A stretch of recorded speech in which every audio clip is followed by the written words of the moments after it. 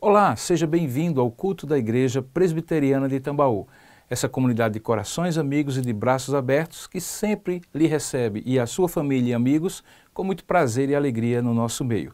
Nesta ocasião você vai ouvir uma mensagem do reverendo Carlos Alberto Figueiredo, especialmente para aqueles que temam em guardar no coração mágoas, rancores e ressentimentos, como também algo escondido que acaba adoecendo e trazendo muita angústia para a alma. Que Deus possa falar ao seu coração e lhe ajudar a lidar com isso, arando a terra do seu coração para novas sementes que Deus tem para você semear. Deus o abençoe.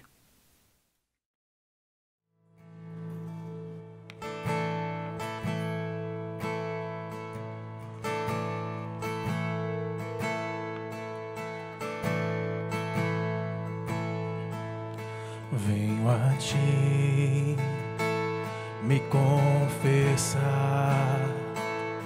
pra minha alma descansar. Sem tuas mãos perdido estou, guia-me por teu amor.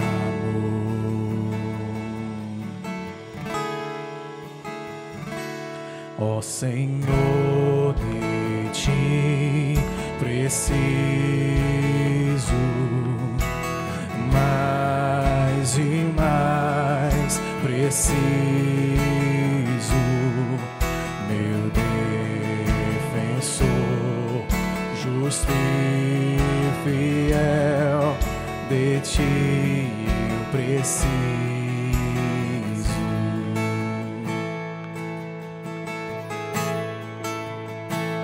Se estou perdido, encontro a graça, e onde a graça tu estás, se estás aqui, a liberdade, tua vida em mim é santidade.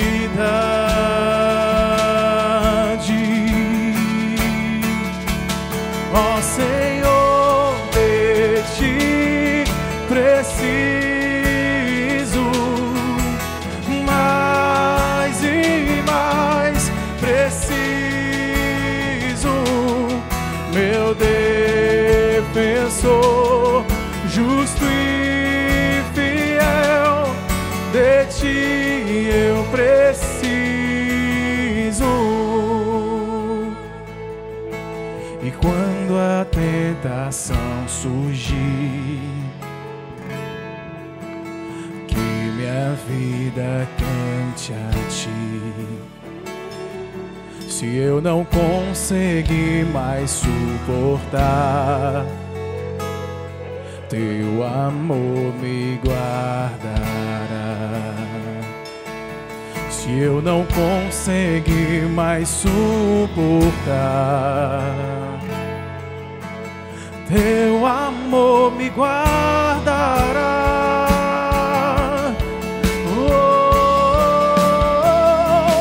Ó Senhor, de ti preciso, mais e mais preciso, meu defensor, justo e fiel, de ti eu preciso, meu defensor, justo e fiel, de ti eu preciso,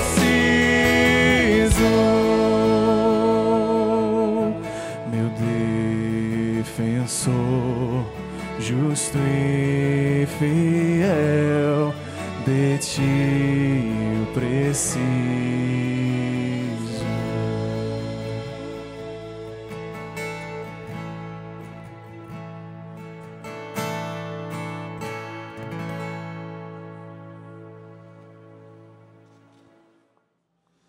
Boa noite, queridos. Quero dizer do prazer de estar aqui mais uma vez e sempre Eu fico preocupado quando eu ouço o pastor dizer: nós vamos nos preparar para ouvir a voz de Deus. Sabe, você poder falar e as pessoas ouvirem como estão ouvindo a voz de Deus é uma responsabilidade muito grande. E só é possível se ocorrer um milagre. Nem tanto um milagre no falar, mas um milagre no ouvir. Quando, na carta ao Apocalipse, Jesus envia uma mensagem às igrejas, ele diz: quem tem ouvidos para ouvir, ouça. E esta é a minha oração neste momento. Que Deus conceda a cada um de vocês a capacidade de ouvir a voz de Deus, através do que eu vou dizer, ou mesmo apesar do que eu vou dizer. Senhor Deus, queremos te pedir a tua intervenção sobrenatural, para que o milagre da conexão do céu com a terra, do divino com o humano aconteça. E faz de tal maneira, Senhor Deus, que no final teu nome, só teu nome, seja glorificado. E nós, teu povo, sejamos abençoados em nome de Jesus. Amém. Terminamos um evento Homens de Valor. Em outubro virá um novo evento, Spa de Corpo e Alma para as mulheres. E sempre que eu vejo um evento deste acontecer, e quando ele termina, me vem a preocupação do que vai acontecer com as decisões que são tomadas ao longo de um evento como este. Sim, porque ao final de cada evento como este, de cada encontro de casais, encontro de jovens com Cristo, de cada cursilho de cristandade, de cada tempo que a gente dedica de forma concentrada e intensiva a estar na presença de Deus, a gente sai cheio de propósitos, bons propósitos, de sermos melhores pessoas, melhores maridos, melhores esposas, melhores filhos, melhores amigos, melhores filhos de Deus. O problema é que normalmente depois desses eventos vem uma segunda-feira,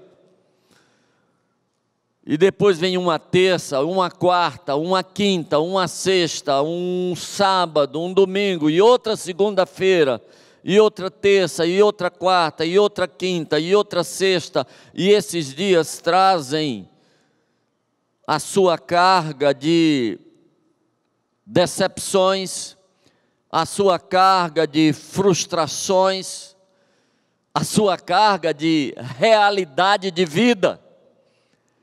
E isso me faz lembrar quando Jesus um dia transfigura-se diante de Pedro, Tiago e João no alto de um monte, e eles têm uma visão de uma nuvem de luz envolvendo Jesus, e tem uma visão de Jesus conversando com Moisés e Elias, e Pedro, Tiago e João ficam tão encantados e tão deslumbrados, que eles dizem: bom é estarmos aqui.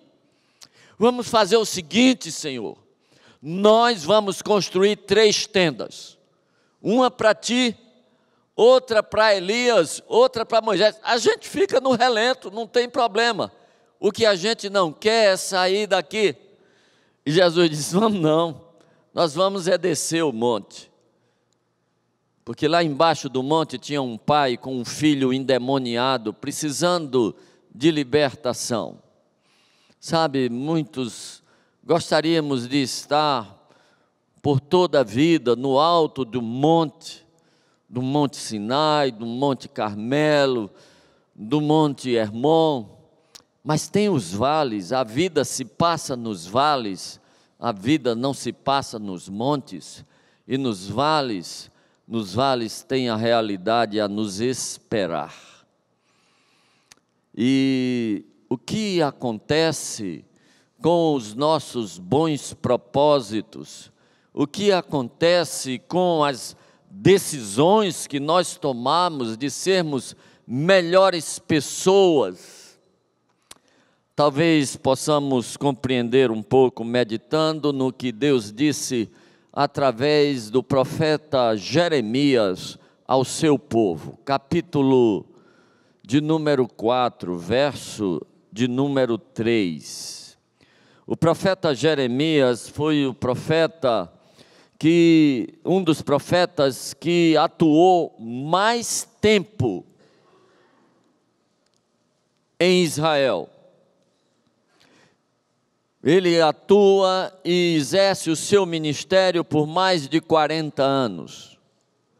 Quando ele começa a sua profecia é uma conclamação ao arrependimento. Quando ele termina a sua profecia, a conclamação já havia terminado, já havia passado a fase de advertência, já ele havia anunciado a destruição de Jerusalém, e agora, na última fase da sua profecia, é uma conclamação à esperança da restauração, porque o povo está de saída para um cativeiro que vai durar 70 anos, e não há como voltar atrás. Mas durante a fase de conclamação ao arrependimento, no início da sua profecia, Deus manda que Jeremias leve esta palavra ao povo, porque assim diz o Senhor: lavrai para vós um campo novo, e não lanceis as vossas sementes entre os espinhos. Lavrai para vós um campo novo, e não lanceis as vossas sementes sobre os espinhos. No tempo em que isto está sendo dito a Israel, era um tempo em que esta verdade era facilmente compreensível, até óbvia. Ninguém lançava semente sobre os espinhos. Qualquer pessoa que tivesse o conhecimento mínimo de agricultura sabia que jogar semente sobre os espinhos era o mais absoluto desperdício. Mas às vezes nós temos situações na vida em que o que nós estamos fazendo é exatamente isso, desperdiçando sementes em campos que não estão preparados para as receber. É o que acontece agora para estas pessoas que estiveram no Homens de Valor, ou para você que já viveu mais da metade deste ano e não viu nada de especial acontecer, nada de diferente acontecer. E você tem semeado, você tem feito bons propósitos, você tem tomado boas decisões, até tem feito promessas, compromissos com Deus e com os outros e consigo mesmo, mas se sente absolutamente a mesma pessoa do ano passado. Talvez o problema não esteja na semente, talvez o problema esteja no campo. Talvez o que esteja faltando é arar o campo para depois lançar as sementes. Sim, porque se não arar o campo para lançar as sementes, por melhor que as sementes sejam, o resultado pode ser comprometido. Eu passei 7 anos namorando com Dona Simone. E durante esse período de 7 anos, eu vinha quase todo final de semana de Recife para Campina Grande. E passava sempre naqueles canaviais de Goiânia. E dependendo da época do ano que eu estava passando, eu via o momento em que aqueles campos estavam sendo semeados. Eu via o tempo em que aquele cana estava brotando. Eu via cada fase do seu crescimento. Eu me lembro do tempo em que ele pendoava, e era lindo, porque eu vinha no final da tarde, e o sol do final da tarde lançava aqueles raios vermelhos sobre os pendões, e ficava aquele campo, parecia em chamas da luz do sol, se refletindo no pendão branco da cana. Quando eu passasse a semana seguinte, ele estaria em chamas, mas não por causa do sol, mas porque estavam queimando a palha para depois vir a colheita. E quando eu passasse, na semana seguinte, após a colheita, estariam os tratores ali, rasgando a terra. E pouco importava se a safra tinha sido boa ou ótima, os tratores estavam rasgando a terra e arrancando de debaixo do chão, de debaixo da terra, de debaixo do campo de visão, tocos, raízes, torceiras, que estavam abaixo da superfície, e só depois que tudo isto era arrancado da profundeza do chão, é que outra semeadura era feita.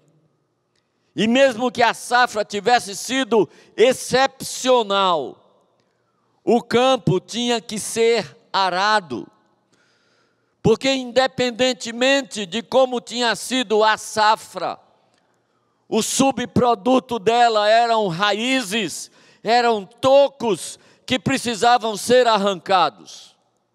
A vida também é assim.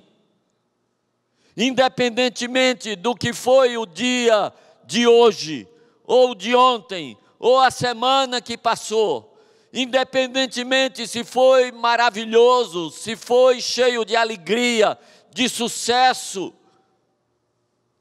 a vida traz como subproduto frustrações, decepções, mágoas, injustiças, lágrimas, palavras duras, palavras que ferem, e às vezes estas coisas vão se acumulando abaixo da superfície do nosso coração.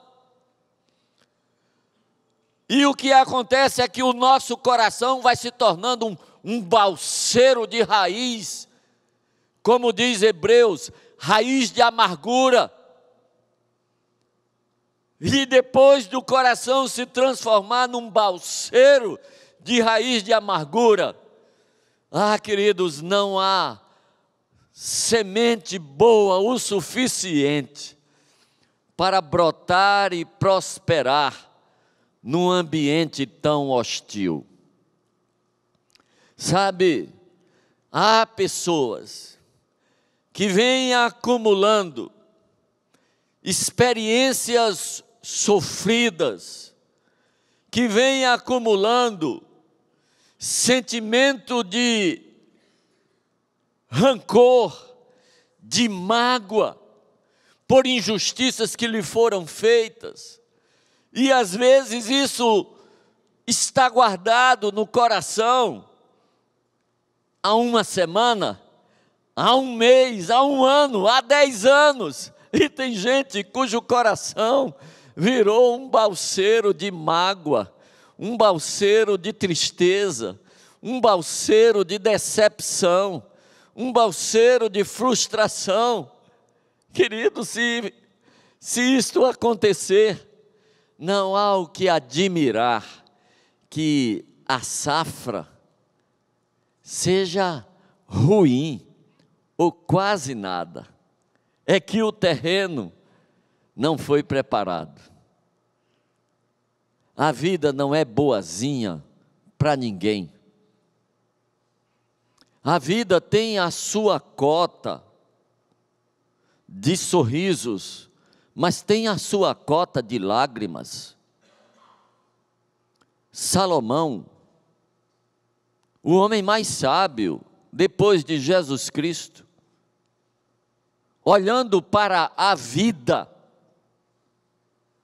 a descreve dizendo que há espaço para tudo na vida. Há tempo de plantar e tempo de arrancar o que se plantou. Há tempo de juntar pedras e tempo de espalhar pedras. Há tempo de edificar e há tempo de destruir. Há tempo de sorrir e há tempo de chorar. Há tempo de saltar de alegria, mas há tempo de prantear. Há tempo de nascer e há tempo de morrer, há tempo de guerra e há tempo de paz. Ele não está dizendo que devia ser assim, ele está dizendo que é assim. A vida é assim, a vida é uma tapeçaria que tem todas estas texturas, a vida é um quadro que tem todas estas cores. E não importa se concordamos ou não concordamos, se gostamos ou não gostamos, ela é assim. A questão é o que é que nós fazemos diante desta realidade. A palavra de Deus diz: não deixe juntar raiz de amargura. Não deixe juntar, porque ela vai contaminar a muitos. Raiz de amargura não contamina só uma pessoa, ela contamina uma família, ela contamina um ambiente de trabalho. Sabe aquelas pessoas que dão azia em copo de leite? Às vezes é raiz de amargura. Há pessoas que quando chegam, você sente um ambiente iluminado, mas há pessoas quando chegam, você sente o ambiente pesar. E não é encosto não, não tem nada a ver com encosto. É porque essa pessoa está muito mal consigo mesma. Esta pessoa está de mal com a vida. Esta pessoa está mal resolvida. E boa parte desta condição de mal resolvida é porque ela não teve o cuidado de passar o arado ao final de cada safra, ao final de cada colheita, ao final de cada ano, ou ao final de cada dia. E isso foi se acumulando no seu coração, e ela não consegue mais ser feliz. E quem não consegue ser feliz, não consegue fazer ninguém feliz. Na verdade, não consegue nem deixar os outros serem felizes. Mágoas, amarguras, rancores, não melhoram com o tempo, não desaparecem como por magia. Isso tem que ser tratado, e o melhor jeito de tratar é primeiro expô-los, e depois de expor, arrancá-los da vida. Ah, mas eu tenho razão. E daí se você tem razão? E daí? Você que está morrendo envenenado, e não quem cometeu a injustiça contra você. Quem cometeu a injustiça contra você está vivendo lá fora. Quem está morrendo envenenado é você. No começo a gente tem a mágoa, mas do meio para o fim a mágoa tem a gente. eu cometi a tolice de ficar magoado com uma pessoa a quem eu amava muito e que me amava muito. Sim, porque quem magoa são as pessoas a quem nós amamos. Só quem magoa são as pessoas a quem nós amamos. Inimigo não magoa ninguém, pode até matar, mas magoar não magoa. Só um tolo se decepciona com o inimigo. Quem decepciona é o amigo. Quem magoa são as pessoas que têm acesso ao nosso coração. Quem faz raiva é diferente de quem magoa. Quem faz raiva pisa no calo, quem magoa pisa no coração. Quem faz raiva é aquele cara que você saiu do cinema e ele deixou uma poesia escrita para você com a ponta de um prego na porta do seu carro. E tua mãe está no meio da rima. E aí você fica com ódio, gostaria de estrangular o cara. Para a felicidade sua e dele principalmente, ele não está mais lá quando você chega. E você vai para casa morrendo de raiva e nem nota que vai na vantagem, porque você foi para casa com carro e ele foi para casa só com prego. Mas o tempo passa, você trocou de carro, não lembra mais nem da rima, nem do prego e nem do carro. Mas mágoa não. A mágoa ela fica maior a cada dia. Porque quem magoa é a pessoa a quem a gente ama. Quem magoa é o marido que trai. Quem magoa é a esposa incompreensiva. Quem magoa é o filho para quem você imaginou um futuro brilhante. E ele encheu a cabeça de droga, botou um brinco na orelha, um colar no pescoço, um tamanco nos pés e sumiu na vida. Quem magoa é a filha, para quem você imaginou um casamento maravilhoso, de véu e grinalda. Ela sumiu de casa e volta 3, 4 anos depois e traz no braço um filho e não sabe nem quem é o pai. Quem magoa são as pessoas que têm a chave da porta do nosso coração. Para essas pessoas, a solução não é esquecimento. Para essa doença, a solução é perdão. É perdão. E eu fiquei magoado. E o tempo passou. E eu sabia que um dia essa pessoa ia precisar de mim. E eu me preparei para o dia que ele precisasse de mim, eu lhe dizer não. E lhe lançar em rosto que um dia eu fechei meu consultório e deixei o meu trabalho para levá-lo para São Paulo e ficar com ele lá mais de um mês, enquanto ele se tratava. E um dia ele me disse não. Eu digo, um dia ele vai precisar de novo.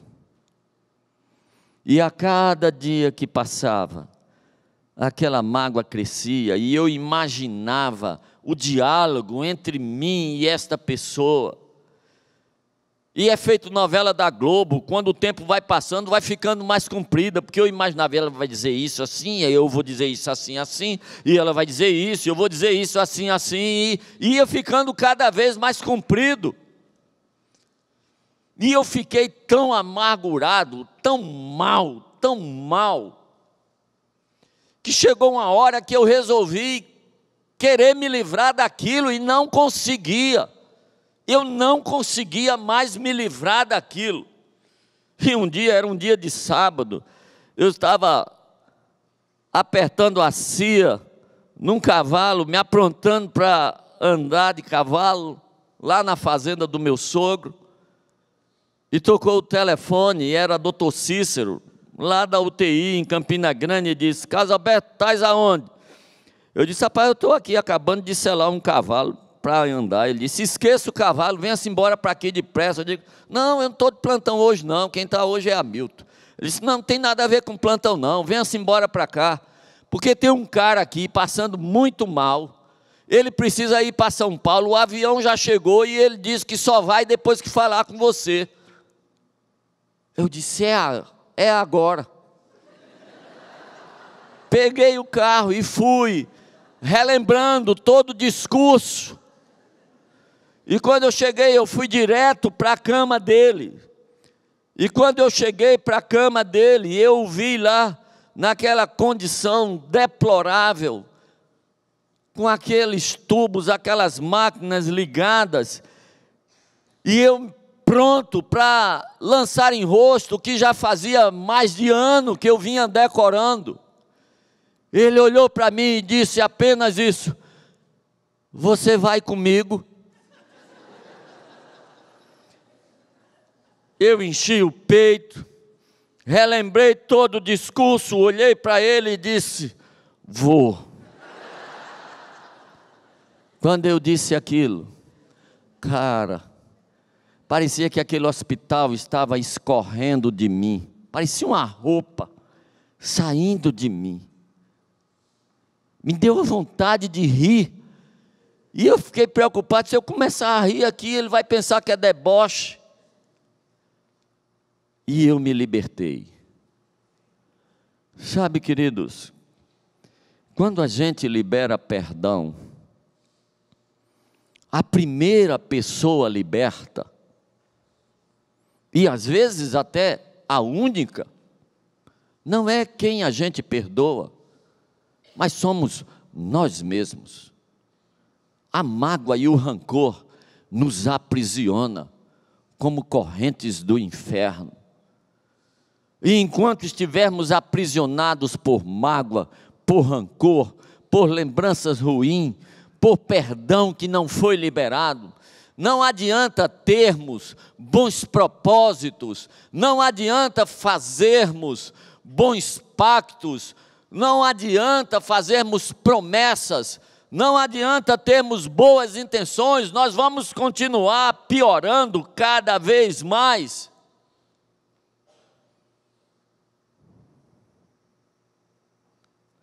Quem sabe, você veio aqui esta noite pensando ouvir outra coisa, mas agora você está sendo confrontado com um assunto que você pensava que estava sepultado. Sim, porque dependendo de como está seu coração, ao sair daqui, talvez você tenha que dar um telefonema, que não vai ser compreendido por quem o atender. E pelo amor de Deus, não incumpride a história.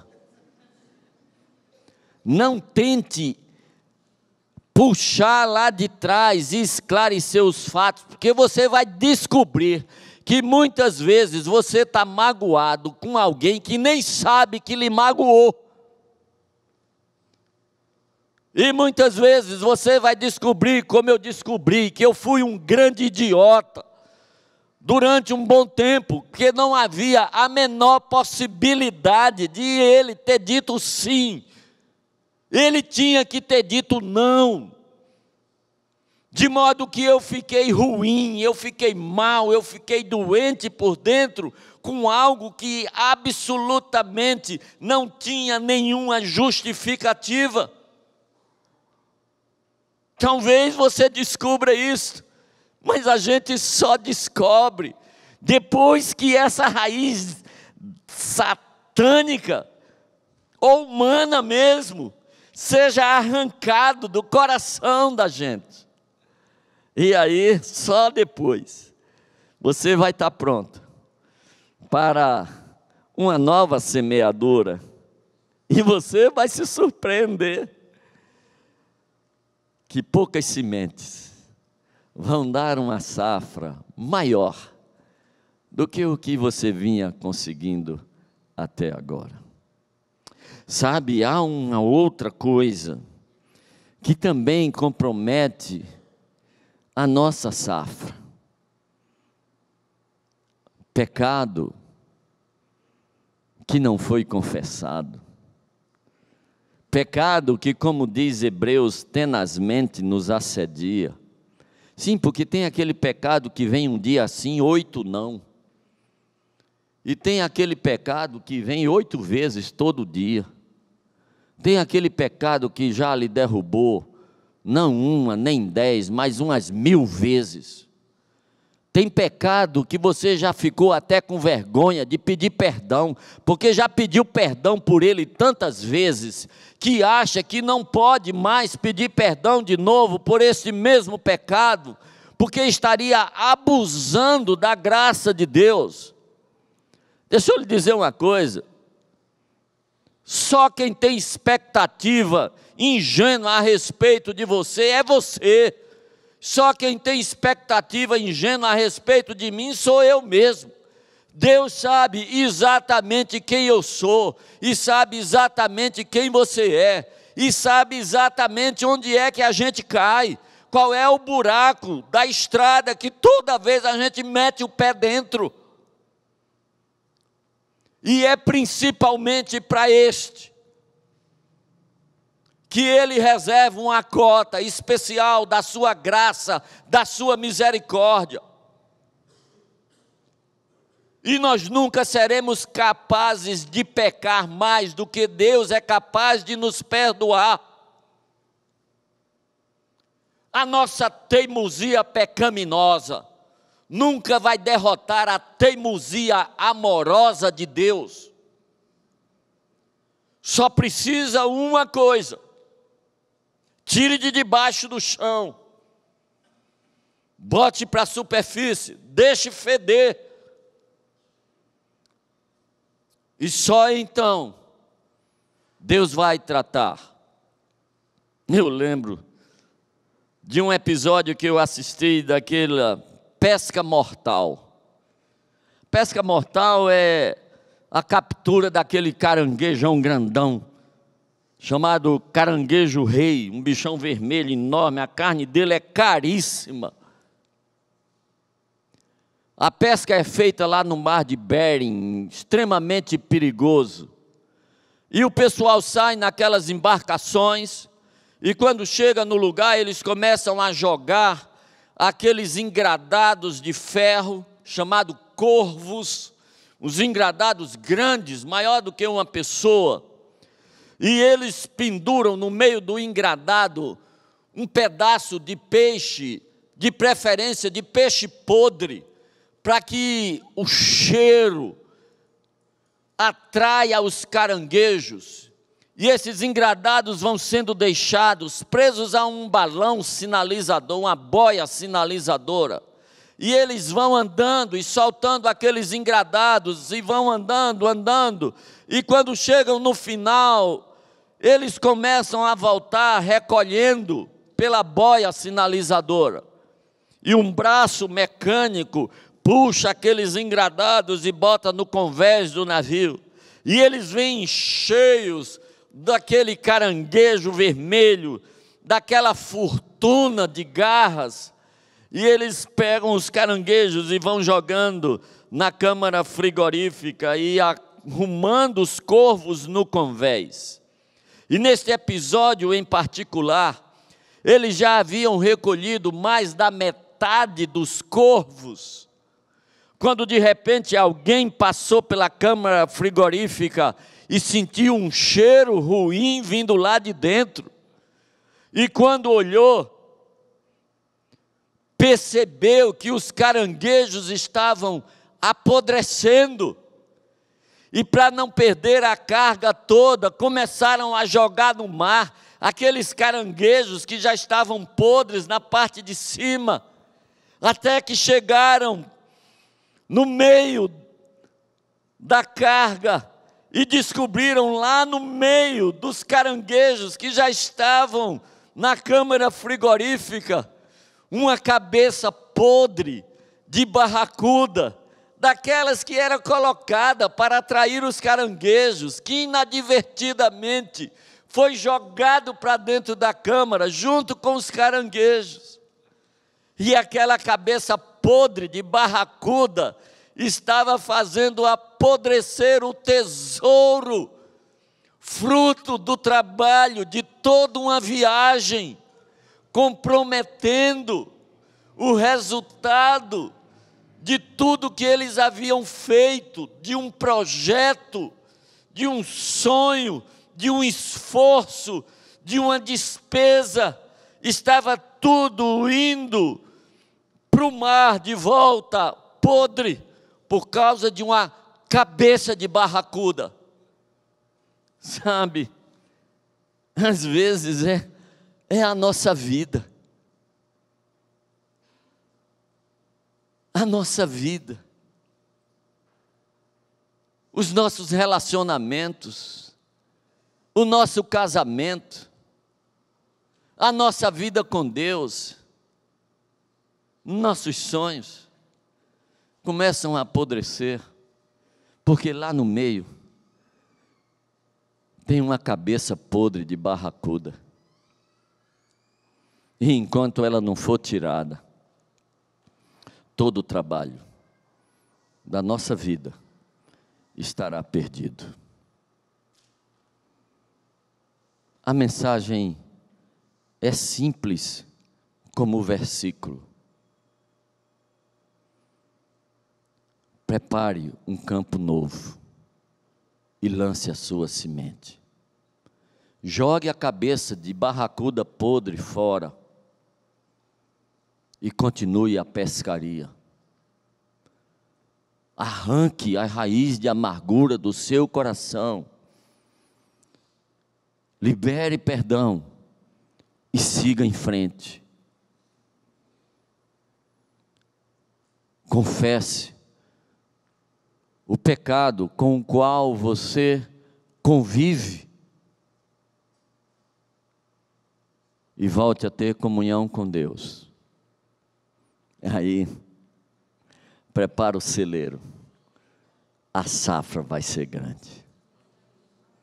Deus abençoe você. Amém. Quem sabe, querido, seja uma boa hora para você pedir que Deus passe o seu arado na sua vida. Quem sabe? Você pode ouvir o que você ouviu e ir para casa, levar a mesma mágoa ou o mesmo pecado. Afinal de contas, a vida é sua, a mágoa é sua, o pecado é seu.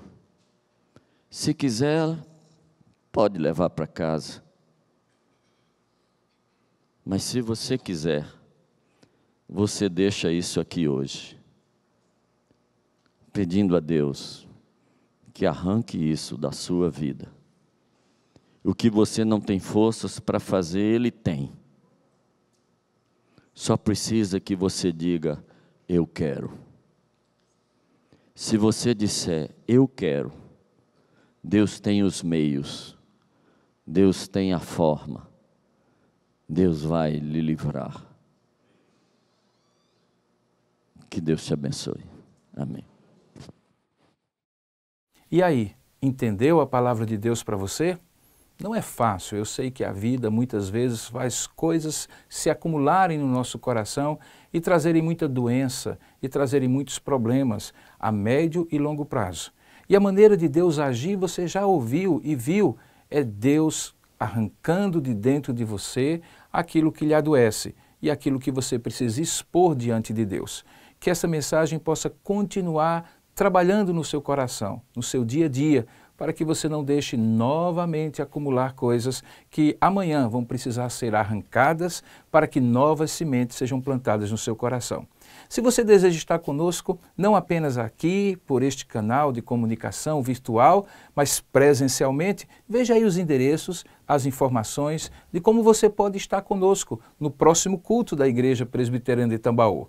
Passe aqui, tome um café conosco, você tem aí o telefone, se quiser conversar, bater um papo, ou simplesmente entrar em contato conosco por intermédio das redes sociais, que você também vê aqui na tela todas as informações. Eu espero estar com você e você conosco numa próxima ocasião. Que Deus o abençoe, em nome de Jesus. Amém. Deus o abençoe.